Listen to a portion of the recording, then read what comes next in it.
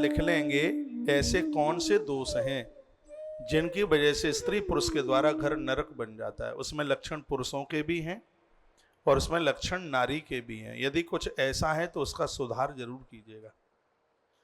इस ग्रंथ ने जिस जिस चीज के लिए संदेश किया है उसको हम फॉलो करें, उसको हम स्वीकार करें, जीवन परिवर्तित हो जाएगा। प्रायश्चित हर चीज का बताया गया है। आइए 16 संस्कारों से, अभी तक तो भूमिका थी इस अध्याय में। महात्मा सुमंत ने भविष्य पुराण की कथा संस्कार वर्णन से आरंभ की है।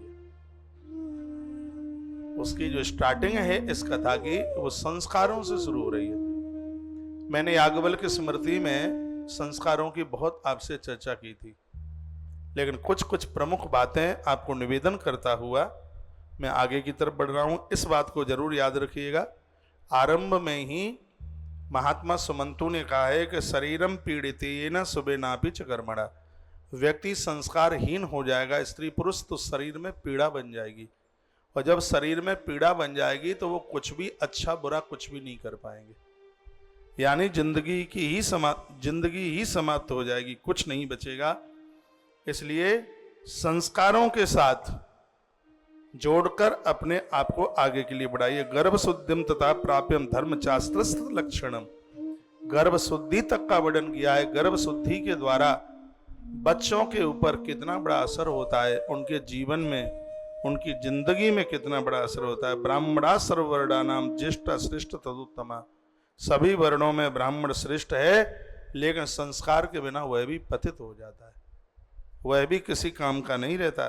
ब्राह्मणा सर्ववर्णानाम ज्येष्ठा श्रेष्ठ ततोत्तमः, वह सबसे श्रेष्ठ है, लेकिन संस्कार उसके पास नहीं होंगे तो भी वो बिल्कुल गिरा हुआ हो जाएगा।